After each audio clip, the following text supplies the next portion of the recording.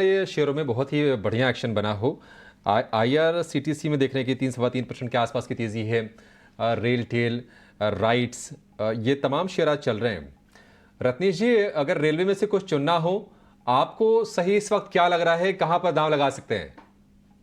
अगर सभी रेलवेज में देखें तो दो स्टॉक्स हैं यहाँ पे। एक तो सबसे पहले मैं रेलटेल की बात करना चाहूंगा, क्योंकि रेलटेल में काफी एक लंबा टाइम से हमको कंसोलिडेशन देखने को मिल रहा था और अपने किए हुए जिससे पास में इसने सपोर्ट लेके चलना चालू करा वापस।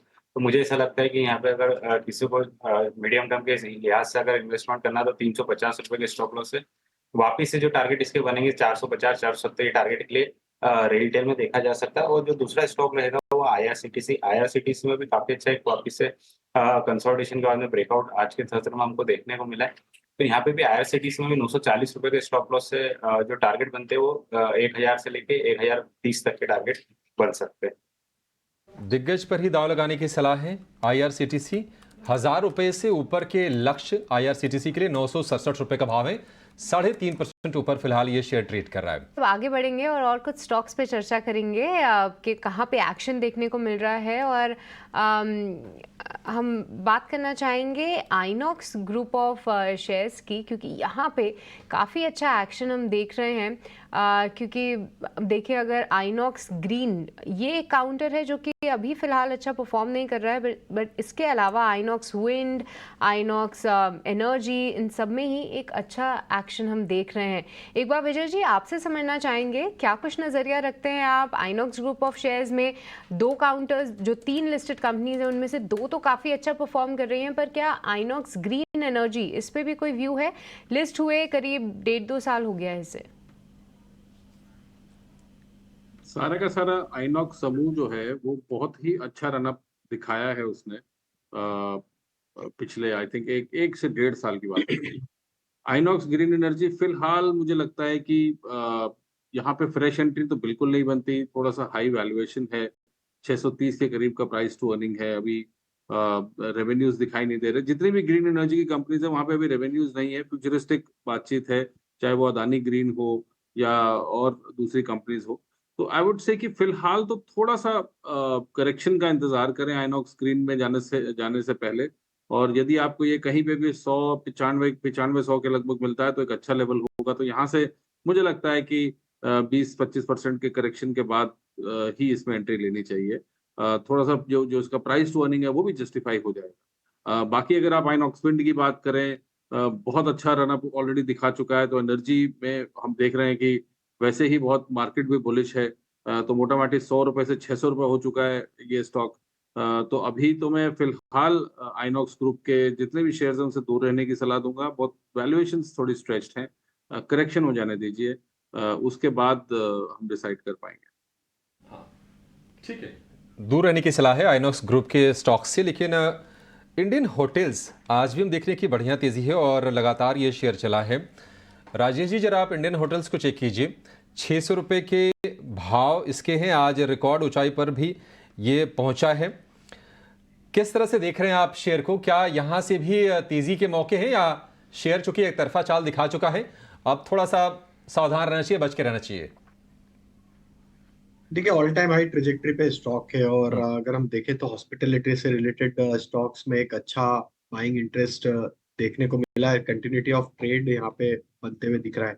इंडियन होटल के ओवरऑल स्ट्रक्चर देखें तो फोर्थ कंसेक्यूटिव मंथ है जहाँ पे स्टॉक में एक हायर हाई लो फॉर्मेशन बनते हुए दिख रहे हैं, जो कि एक क्लियर सस्टेन अप ट्रेंड को डिस्प्ले करता है। हमें लगता है कि सेक्टर में एक अच्छा यहाँ पे मोमेंटम बना हुआ है। तो इंडियन होटल में जिनके पास पोजीशन है, अब यहाँ स्ट्रेटेजी ये होगी कि स्टॉप लॉस को थोड़ा ट्रेल कर ले हायर साइड पे।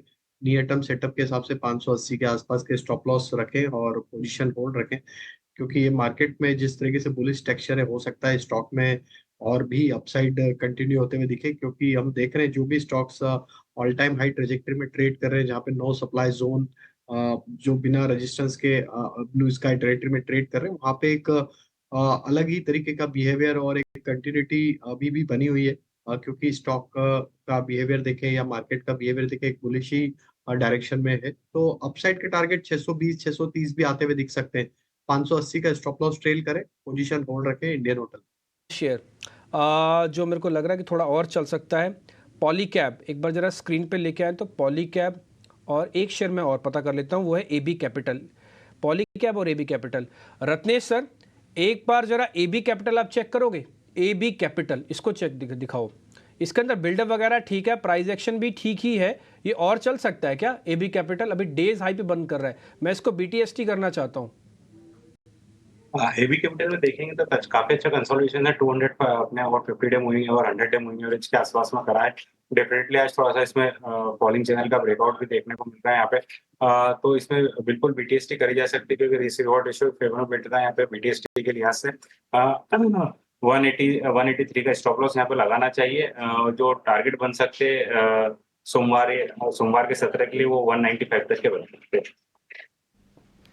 ओके तो AB कैपिटल और पॉलीकैब ये दोनों पे ही राय। पर आज सुबह जब हम वोडाफोन आइडिया की बात कर रहे थे तो हमने आपके लिए जी एंटरटेनमेंट भी हाईलाइट किया था। आज थोड़ा सा रिवर्सल उस पर ज़रूर है, पॉजिटिव खबर नेगेटिव खबर उसका रुख उसमें चल रहा है। पर जैसा कि हमने मीडिया काउंटर्स में एक गिरावट ज़रूर देखी है।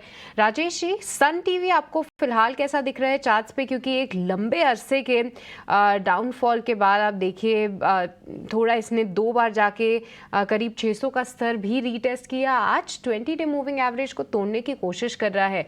क्या इस स्टॉक में एंट्री लेनी चाहिए? क्या फिलहाल भरोसा हो रहा है या अभी इससे बच के रहना की राय देंगे आप? तो देखिए सृष्टि, पहली बार स्टॉक में एक यहाँ पे अगर हम डेली सेटअप देखें तो एक फॉलिंग ट्रेंड लाइन का ब्रेकआउट बनते हुए दिखा है। हालांकि ओपन इंटरेस्ट देखें तो कोई सब्सटेंशियल ओपन इंटरेस्ट चेंज नहीं हुआ है, लॉन्ग बिल्टअप के साइन है, लेकिन काफी थिन ओपन इंटरेस्ट के साथ पोजीशन ऐड होते हुए दिखी है। तो यस, यहाँ पे एक ट्रेड लिया जा सकता है। काफी बड़े कंसोलिडेशन के बाद काफी समय से स्टॉक एक अंडर परफॉर्मिंग स्टॉक रहा था, साइडवेज था, और अब यहाँ पे एक फर्स्ट साइन ऑफ रिवर्सल बनते हुए दिख रहा है। तो एक छोटे स्टॉप लॉस से ट्रेड लिया जा सकता है लॉन्ग साइड का। अगर ये कंटिन्यूटी रहती है, स्टॉक अब 630 के ऊपर सस्टेन होता है अगले 1-2 ट्रेडिंग सेशन, तो हमें लगता है कि यहाँ पे एक मूव अनफोल्ड होते हुए दिख सकता है टुवर्ड्स 660 की तरफ। तो छोटा स्टॉप लॉस होगा 625 का, बाय किया जा सकता है। ओके तो कुछ लेवल्स हैं जो कि ध्यान में रखने हैं सन टीवी को लेकर। फिलहाल इन स्तरों पे बाय भी कर सकते हैं। पर आज 2 लाइफ इंश्योरेंस कंपनीज भी बज़ कर रही हैं, हमने सुबह भी इस पे एक बार नज़र डाली थी। और मितेश, एक SBI लाइफ देखें जो देखिए एक तरफा इसमें तेज़ी देखने को मिली है, बहुत अच्छी तरीके से इसने अपने अप ट्रेंड को निभाया है। वहीं HDFC लाइफ काफ़ी बिगड़ा हुआ चार्ट पैटर्न है, काफ़ी इसमें गिरावट भी हमें देखने को मिली, पर फिर से एक रीबाउंड की तैयारी कर रहा है। ये दोनों ही काउंटर्स पे आपसे राय लेना चाहेंगे। डेफिनेटली आपने बहुत ही अच्छी तरीके से नैरेट किया है कि एक ही सेक्टर में 2 स्टॉक है जहाँ पे लॉन्ग शॉर्ट के ट्रेड लिए जा सकते हैं। पर अभी HDFC लाइफ में जो आपने बोला वही है कि कंसोलिडेशन के बाद एक अपमूव की तैयारी है।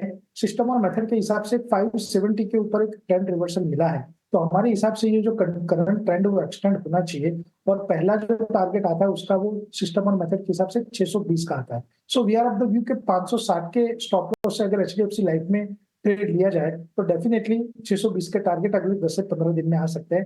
बहुत ही स्ट्रॉन्ग ट्रेंड रिवर्सल यहाँ पे देखने के लिए मिला है। समझ लेते हैं कि ऑप्शन मार्केट में क्या होनी चाहिए आपकी रणनीति, और ये समझेंगे हमारे अगले सेगमेंट ऑप्शंस के चैंपियन में।